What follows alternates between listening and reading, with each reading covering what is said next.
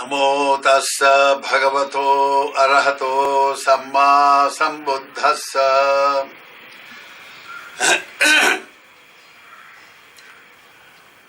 The subject of the discourse today is karma as willpower. Actually, this is a continuation of a series we started last time, the last Sunday. Now, karma as willpower. That means, you see, karma is a power.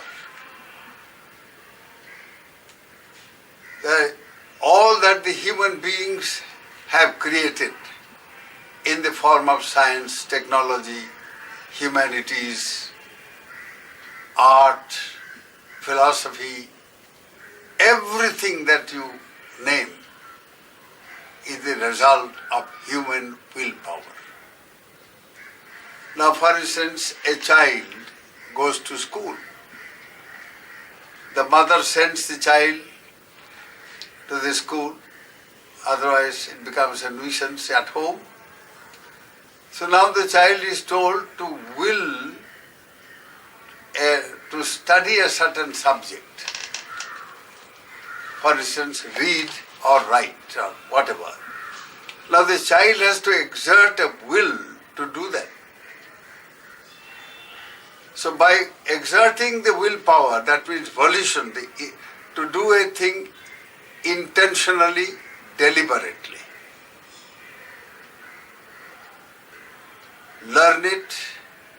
Learning involves both bodily as well as verbal and mental action. All the threefold action. So the child now puts forth the will to have study, and that is further, you see, it is made more effective by the mother's and the father's interest in the child's education, the teacher's interest in the child education, other family members. So when the child is constantly prompted to go further to exert willpower. So the child learns. As it grows, it learns not only various subjects, various skills, but it learns to build a character. Because education minus character is barren education. It is materialistic, tummy-oriented education. It doesn't really help a human being at all. It doesn't help in human development. Education must have a purpose. The purpose is human development. And that starts with willpower. Then as it grows, the child comes up, let us say, in the final years, in the graduation level, in the high school, and then it decides that it will become an engineer. It wills to become an engineer. It makes up an intention to be an engineer or a doctor or a businessman or a software engineer, whatever you name it. And by exercising the will to acquire this knowledge and skill and mastery over a certain profession, it is now the child is converted into an engineer, into a doctor, into a software expert, into this, that, name it. So it is the willpower that has ultimately built the child into an expert. Then it grows, then it wills to raise a family. It marries, it gets involved, and marries and then raises a family and so on. So the whole life, if you really think deeply, your own life, if you think how you have built yourself into what you are now is the result of how you have willed to be what you are now.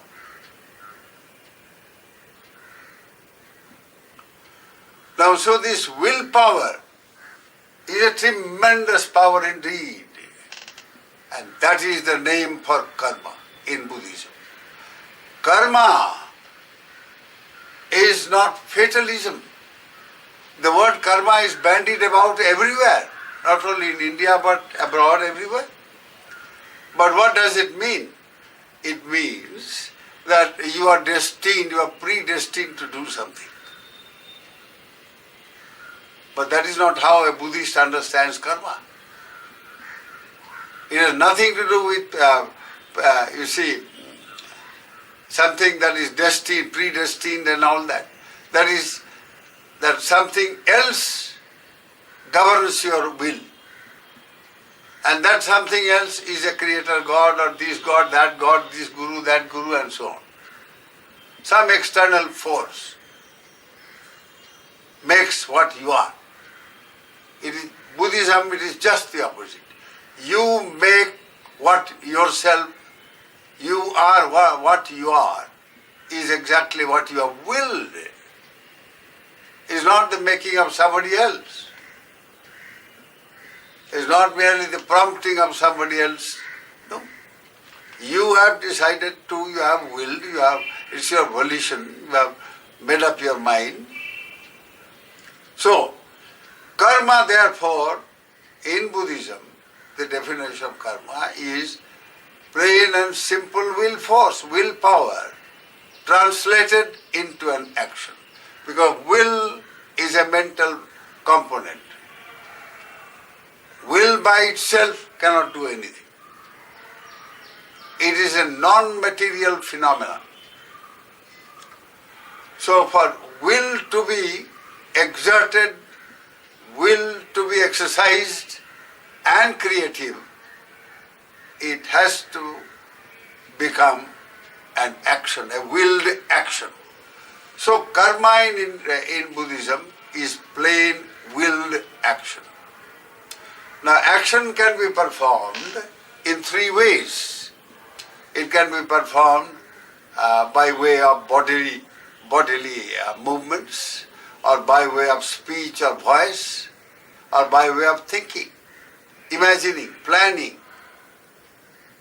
So in these three different distinct ways, a karma can be performed. In other words, in these three distinct ways, willpower can be exercised. Now once you understand this, then you know what really action means.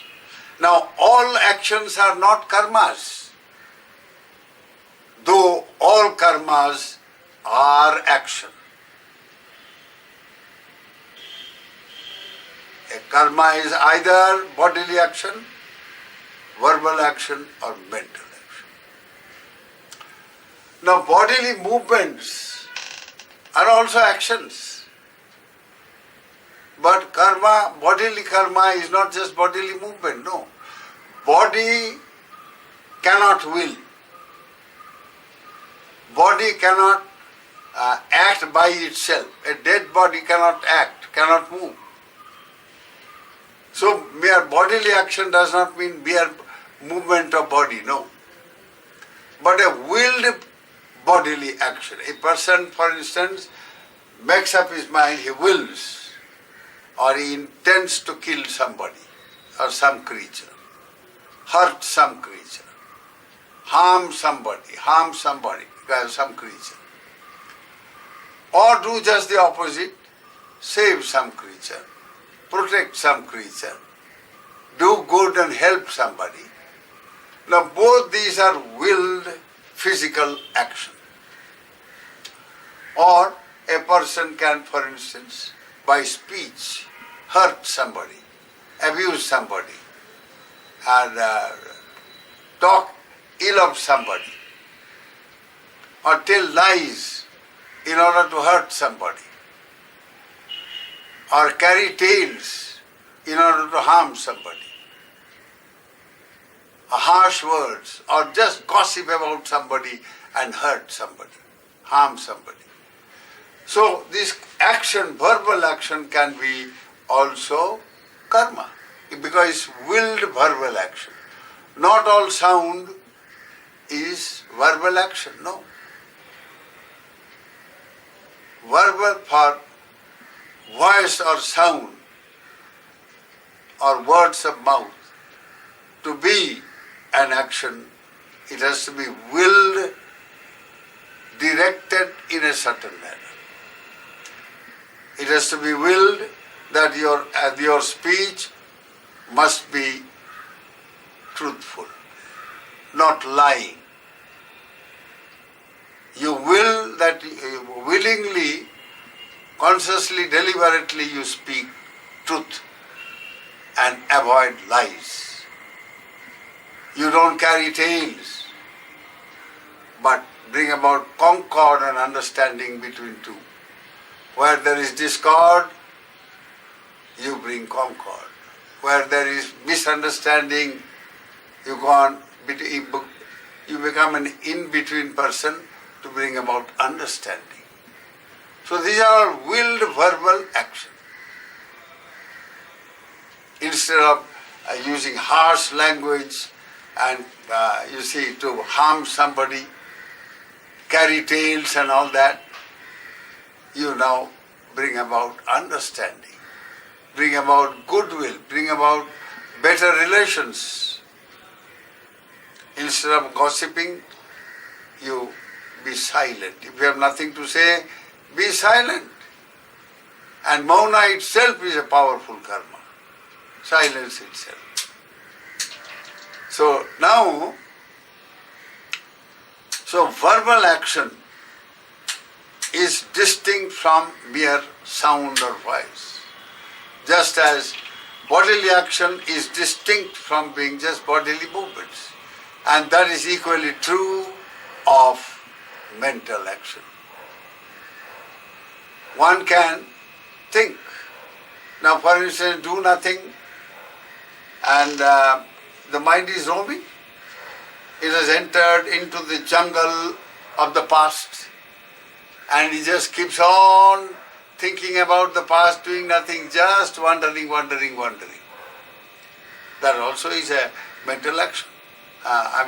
Mental activity of some kind, but not mental action. It is not willingly done, deliberately done. The mind is so weak that it just wanders. Now, if you meditate, for instance, and you find yourself, you concentrate on your breath, you see on the abdomen that you are breathing in and the abdomen rises, breathing out and it falls. So you concentrate on the rise and fall movement of the abdomen. And based upon respiration, breathing in, breathing out. Now as you do that, after a time you will see the mind becomes very calm and still and tranquil. When the mind is freed from all obtrusive or wrong kind of thinking or just wandering about, when the mind does not wander into the past or into the future, or fantasize into the future, but the mind is just one pointed on one thing alone. It's mindful about breathing, rise and fall. So once you do that, you are training the mind in a certain way by means of your willpower. So action to be karma, karma as action is therefore possible only when it is willed. It becomes karma and action becomes karma when it is a willed action. Deliberately, consciously and intentionally performed action. Now having said all this, next very important thing to understand is that karma is not only willpower, it is also moral power. The power of morality is very great indeed. The instance of Gandhiji in front of us is all very clear, you know that. He was beaten by a Boer, a South African Dutch immigrant, and so he decided to, struggle against injustice and wrong.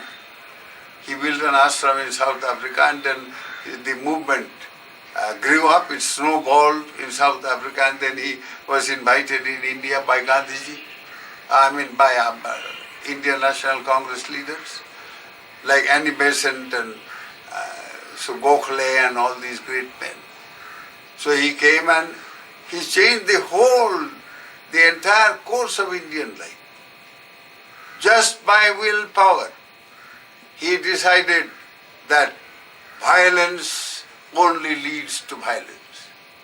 It's only through non-violence that independence, which is a moral right, every human being has the birthright to be free, the right to be independent. Now, on this moral ground, he developed his political strategy and his activities. He built an ashram. He went about with a dhoti up to the knee, and Churchill called him a naked fakir because of that. Now he ended up freeing India along with others, great men who decided to give up rather than grab power. So these early political leaders and the builders of India, they willed to give up selfishness, to give up all that and renounce their personal interest. Just the opposite of what our politicians are doing now. And by doing this, our politicians have messed up the country in such a way that the country is reeking with corruption at every level. And it is this moral corruption that is going to undo all the good things that our great independent fighters have brought about. So we have to will to reverse this moral degeneration. Because moral power cannot be dissociated from willpower. When we will with a moral aim, morality deals with good and bad. What is good, what is right, what is wrong, what is wholesome, what is unwholesome. So when you will with a moral base, saying you will to save, when you will to save, you are performing a karma which simply says, Panati pata veramani sikha padang samadhiyami. I voluntarily undertake not to kill, but to save all life, protect all life. So this will is dependent on moral force. Only then this will becomes positive. Otherwise will becomes negative, a terrible will thing. Now last time I mentioned about the Europeans, or rather the entire white race, you see, they created world war. Not once, twice. They occupied the whole world and colonized the entire Asian and the African and South American continents. Just by the willpower. They understood that by willing, they can grab everything. They build up an empire, my goodness, just by willing. But it was immoral willing, unwholesome willing. The result, 2 world wars. and in between sandwiched by 100 smaller wars. Nobody was happy. Nobody was free from suffering. And all that is because wrongly willed action. Immoral action is wrongly willed action. Even today, the world suffers because of wrongly exercised will. The will to destroy, the will to, in the name of religion, destructivity, killing, destroying. Now all these are will. So will has to be positive, to be creative, to be saving. Will has to have the backing of morality. So it is conjoined with moral force, moral power. So when you build up will in a wholesome will, then you also build up moral force, moral power. But for will to become a moral power, you have to have something else. Only when you know that will by itself is never good or bad, and will can become very bad or very good, provided that will is based on understanding. So what you will, the way you exercise your willpower, must be based on right understanding. It's only when you rightly understand that the exercising of this will force will bring happiness to oneself and to others and to the world. So this right understanding is at the back of everything. It is that which turns will into a positive force, and it brings in moral force to